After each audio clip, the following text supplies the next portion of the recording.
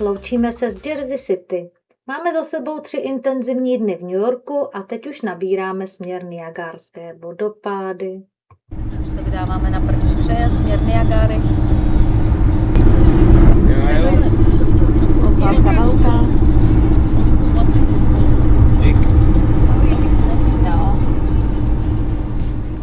Naše trasa Pensylvánii nás vede malebnou podzimní krajinou, kde se kopce barví do sytých odstínů oranžové a červené.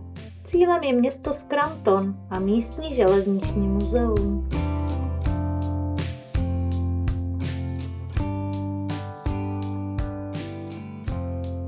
Toto unikátní muzeum vzniklo na místě bývalých dílen a nádraží železnice Delaware, Lackawanna a Western. Je to takový ráj pro milovníky techniky. Najdeme tu obří parní lokomotivy, historické vagóny a můžeme nahlédnout do historie americké průmyslové revoluce. Bohužel naše plány nám nečekaně skřížila politika. Při naší návštěvě v říjnu 2025 totiž USA zasáhl rekordní 43 dní trvající federální shutdown. Kvůli výpadkům financování zůstala většina národních parků a památek bez údržby i personálu, což postihlo i Steamtown. Park si tak procházíme jen zvenčí a pokračujeme dále na nocleh do Maple City. A co vlastně znamená shutdown? Je to situace, kdy se americký kongres nedokáže shodnout na rozpočtu. Protože vláda nemá schválené peníze na provoz, musí legálně zastavit všechny činnosti, které nejsou nezbytné pro národní bezpečnost. V praxi to znamená, že statisíce státních zaměstnanců zůstanou doma bez platu, zavřou se národní parky či muzea a přestanou fungovat úřady, které vyřizují například pasy nebo půjčky. Stát prostě vypne proud všemu, co není kriticky důležité, dokud se politici nedohodnou. Vítejte u dnešního videa. Dneska jsme v nějakém parku. Kde jsou to vlaci. Je to hodně vlaků. Jo, a je docela teplo, by se dalo říct, protože svítí sluníčko. A je tady hezky, teda jak jsem říkala. A tento park je zavřený, nebo on je dočasně zavřený, protože Trump to nechce financovat. Smutný, veď. Utrpěli jsme ztráty. Jo, takže jsme nedostali žádnou vizitku z visitor centra a otáčet se. Ne. Udělej taky. Ne,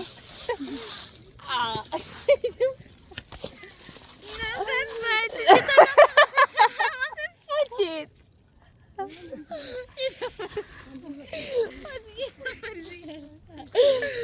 No, my jsme když jsme to fotili, před minulý týden asi jsme byli fotit v zámeckém parku, jo, takže.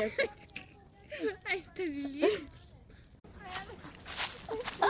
A máme, víš co, máme dávat, teď fotil. Já vím, jaký rozezva. Hi, I'm a Pepper. No ten výraz jejich.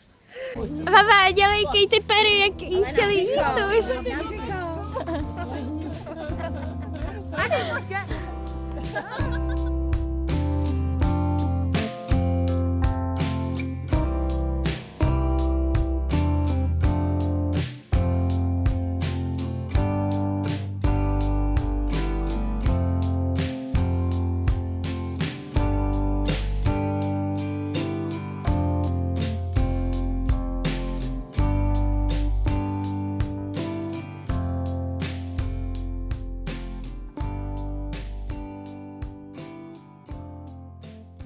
Dnes nás čeká státní park Letchworth. Tomu se také právě přezdívá Grand Canyon východu. Tento přídomek park získal díky 27 km dlouhému a až 180 metrů hlubokému kanionu. V roce 2015 byl dokonce zvolen nejlepším státním parkem v celých státech.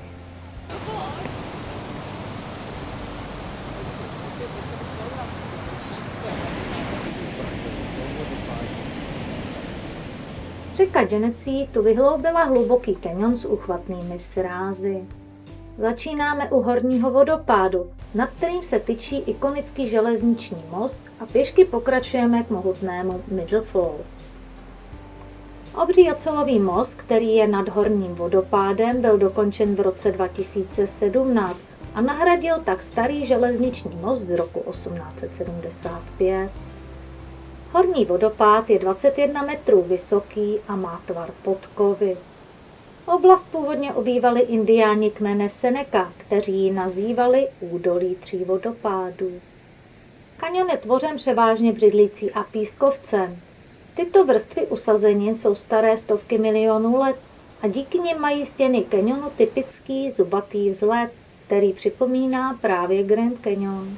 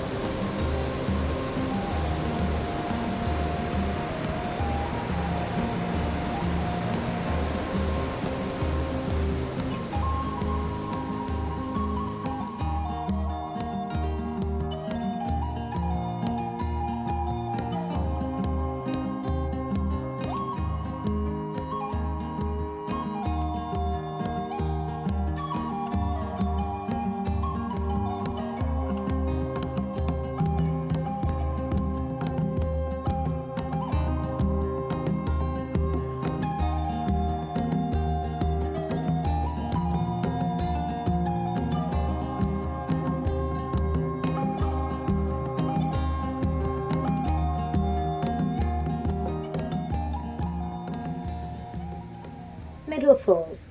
Se svou výškou 32 metrů a šířkou přes 80 metrů je to nejmohutnější vodopád v celém kaňonu. Cesta nás vede přímo nad jeho hranu, kde se masa vody z řeky Genesee láme a padá do hlubiny. Vodní tříž tady ve vzduchu vytváří neustálou mlhu, ve které se za slunečních dnů tvoří jasné duhy.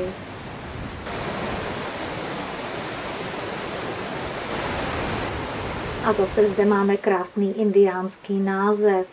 Indiáni z kmene Seneca jej nazývali místo, kde se voda tříští o skálu. Věřili, že hřmící hlas vodopádu je hlasem velkého ducha. Mnoho kamenných zdí, vyhlídek a schodišť, po kterých se v parku pohybujeme, bylo vybudováno ve 30. letech 20. století. Vše se stavělo ručně z místního kamene, aby stavby splývaly s přírodou. Park je také velmi fotogenický, takže si ho filmaři často vybírají jako náhradu za divokou krajinu amerického západu, když potřebují točit na východním pobřeží.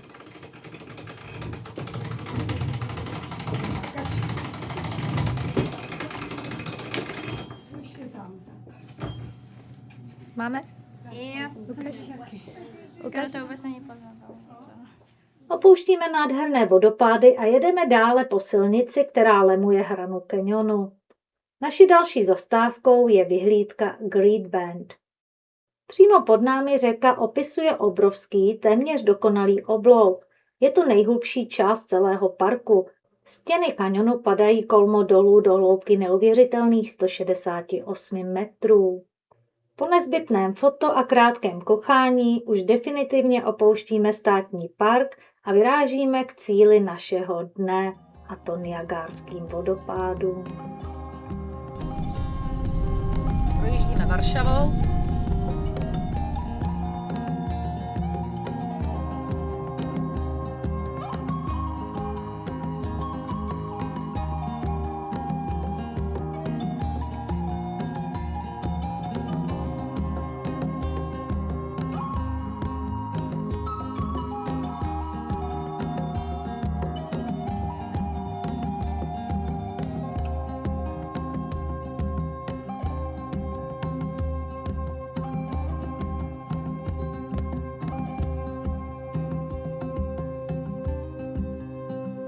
A již přijíždíme na Niagáry. Nejprve míjíme náš hotel, kam se budeme později ubytovat a navštěvujeme Visitor Center. Já jsem to první.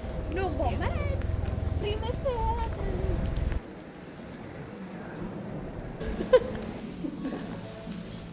Baba Jaga jede.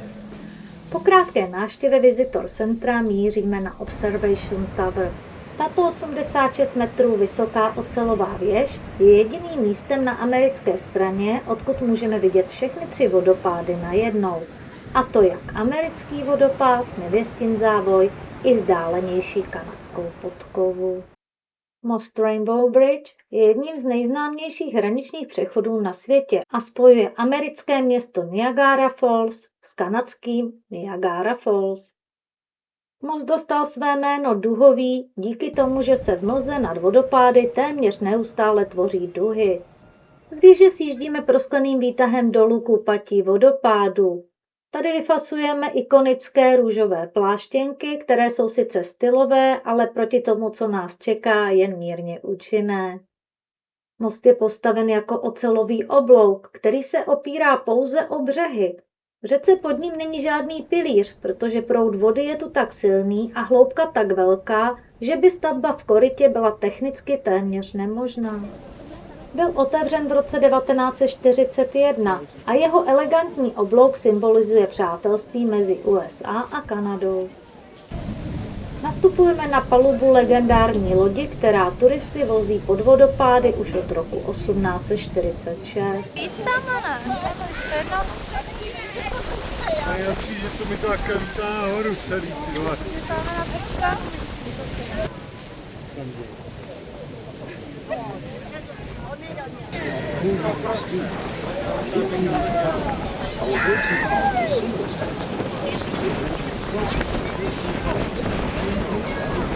Je duha! A jo, to je krásná duha.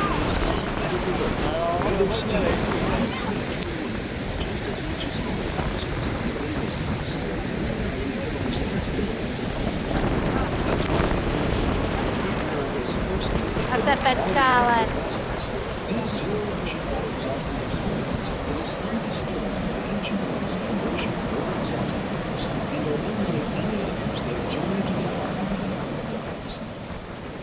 Loď nás nejdříve veze kolem amerického vodopádu. Z věže vypadal velkolepě, ale z hladiny řeky je to zase úplně jiný pohled. Vidíme obrovské balvany u jeho paty, na které se voda tříští.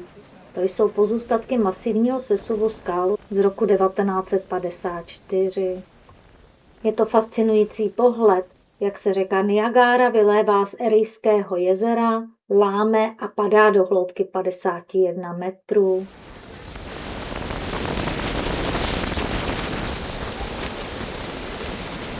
Papi, táto!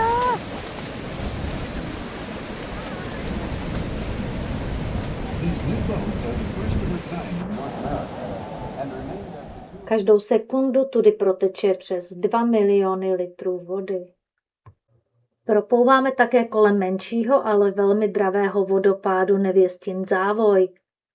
Ten je oddělen od amerického pouze malým Luna Island. Už tady jsme zasaženi první vlnou ledové tříště a pláštěnky dostávají první zatěžkávací zkoušku. Ale to je teprve začátek. Loď zamíří přímo do toho největšího kotle, do srdce kanadské podkovy.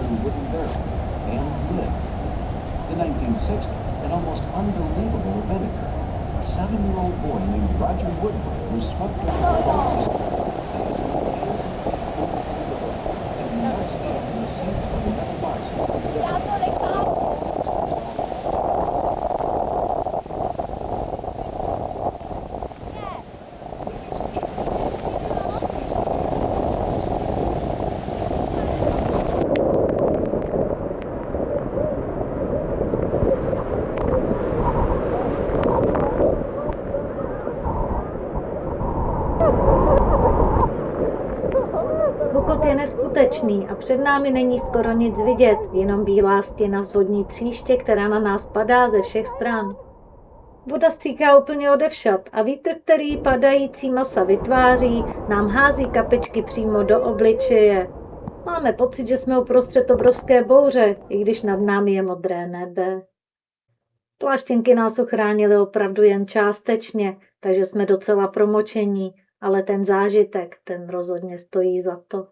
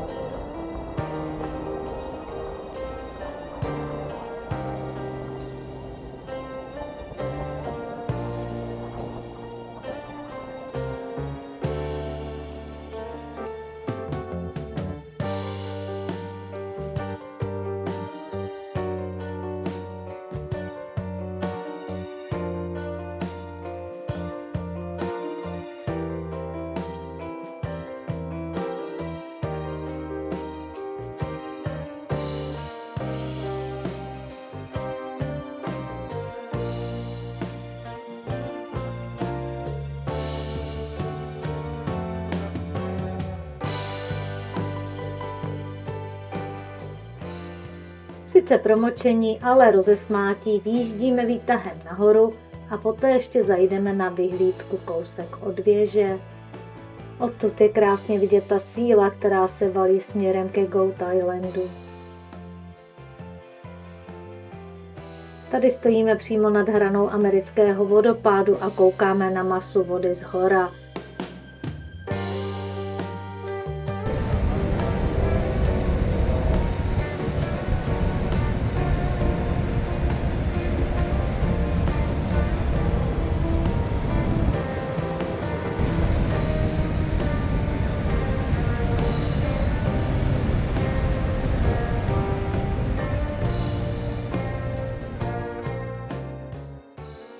Odtud už se jedeme ubytovat do našeho hotelu Seneca a usušit před naší podvečerní jízdou do Kanady.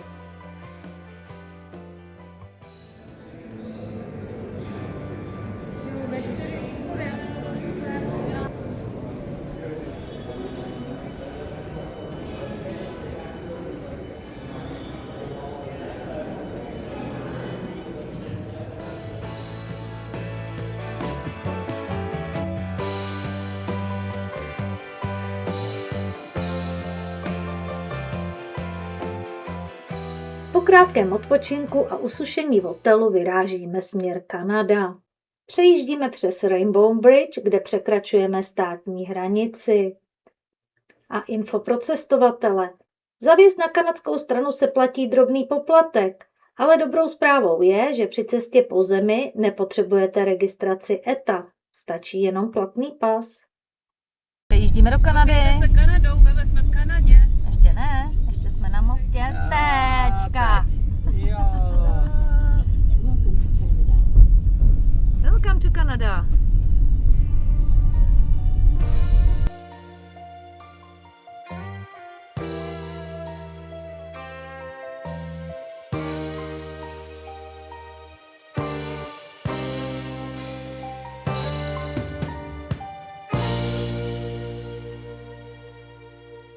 Parkujeme přímo pod Skylon Tower.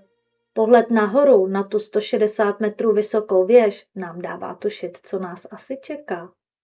Prostleným výtahem, ze kterého už začíná být vidět celé panorama, výjíždíme nahoru do otočné restaurace. Ta se nachází ve výšce 236 metrů nad samotnými vodopády. On the right side? Yeah. Yes, sir. Okay. Yeah, that one little one right The little there. one, yeah. Yeah, we went out on the what's it called, the horn blower. Oh, the cruise. And we But today is way warmer than yesterday. yeah, probably. Yeah, we Have a good one.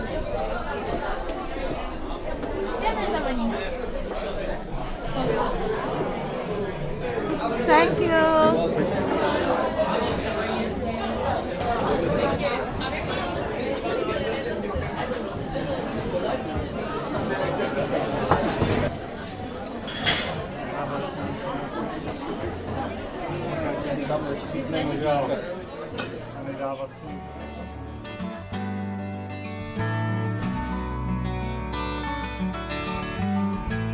Dostáváme stůl přímo u velkého panoramatického okna a ten výhled je prostě neskutečný.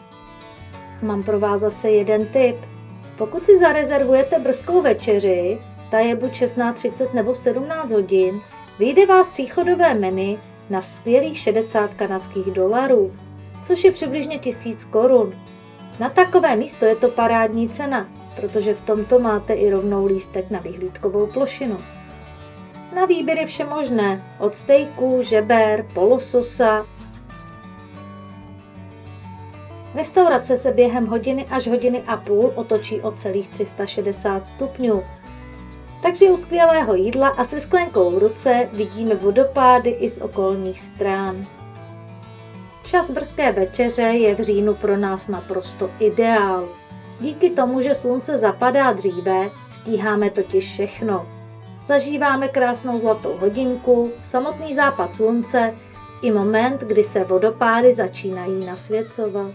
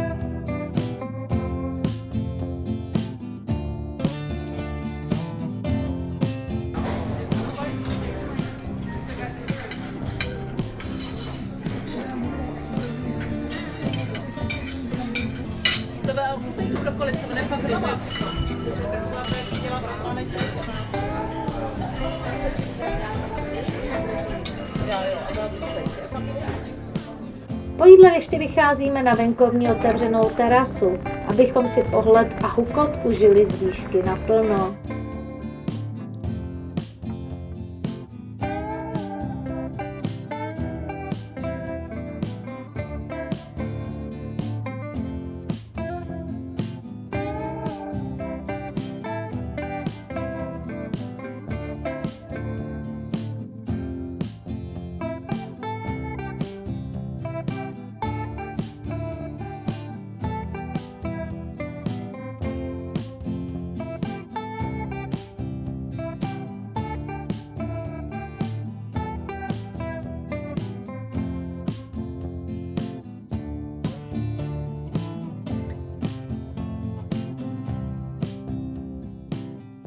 Ráno nás čeká návštěva Goat Islandu.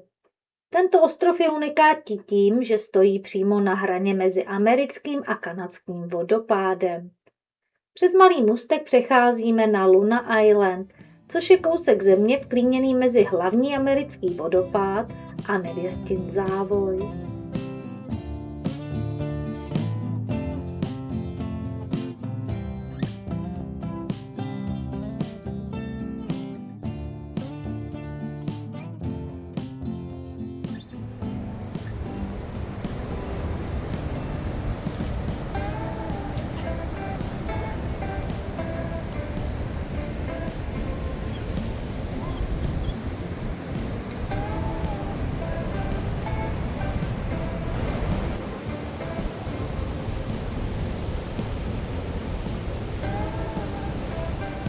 Tady stojíme doslova pár centimetrů od místa, kde se řeka láme. Nevěstin závoj je nejmenší ze 3 vodopádů, ale z této blízkosti působí neuvěřitelně zdravě. Název je trefný. Voda se tady netříští o hladinu, ale o balvany pod námi, což vytváří jemnou mlhu, která opravdu připomíná krajkový závoj. Tento vodopád je sice nejmenší ze všech 3, ale je to ten, ke kterému se dostaneme nejblíže. Dělí nás od jeho hrany pouze nízké zábradlí.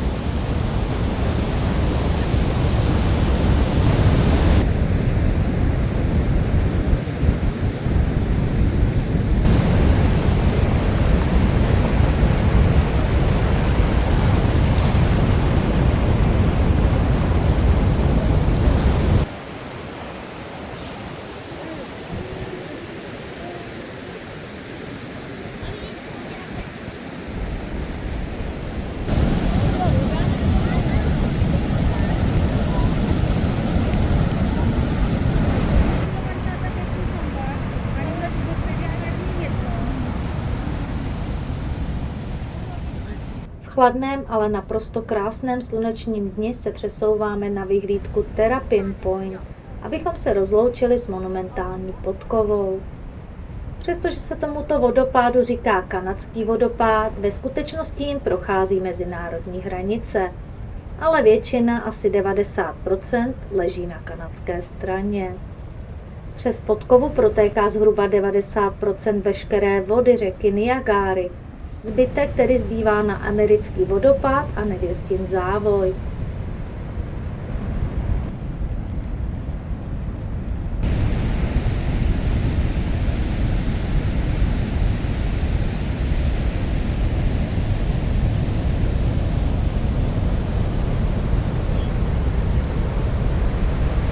Ahoj lidi, vítejte v dnešního videa.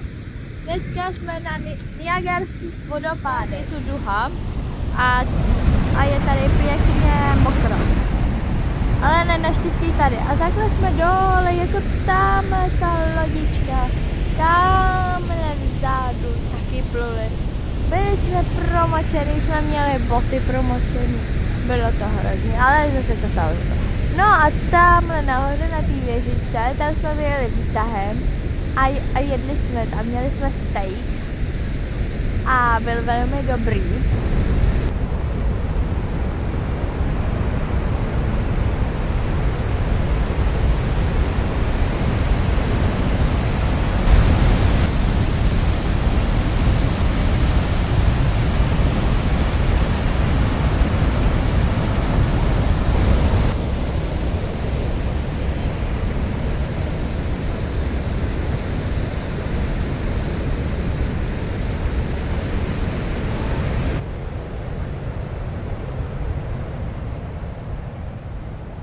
Posledním pohledem na podkovu naše niagárské putování končí a my nabíráme směr Ithaca.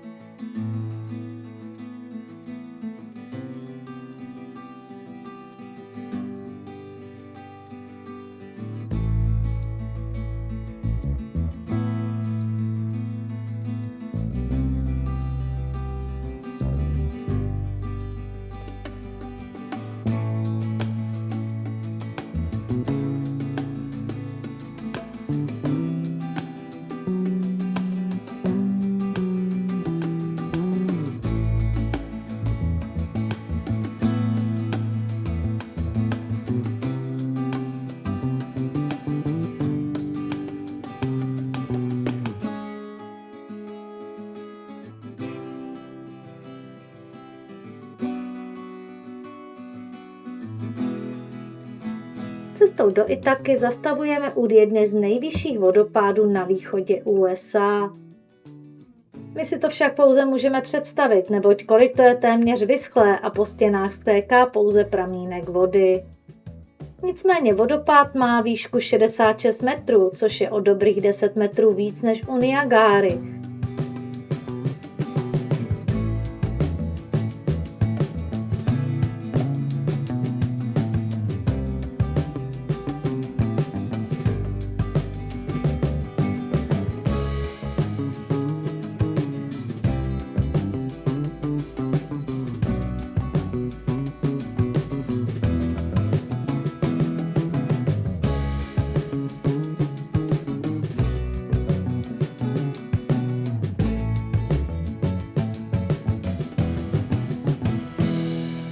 Naším cílem je areál Cornellovy univerzity v Ithace. Atmosféra je naprosto úžasná. Parkujeme u nádherných historických kolejí, které připomínají spíš Bradavice než školní areál.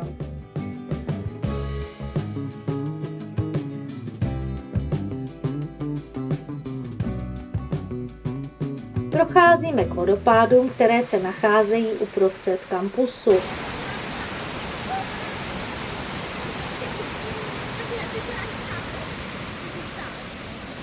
Je to zajímavý kontrast. Na jedné straně univerzitní budovy a mosty a přímo pod námi divoká rokle s kaskádovitým vodopádem. Vodopády mají výšku 17 metrů a v minulosti sloužily k pohánění univerzitních strojů. Tato budova sloužící jako kolej pochází z roku 1913 a byla postavena ve stylu anglické renesance. To, že nám připomíná britské univerzity, tedy není náhoda.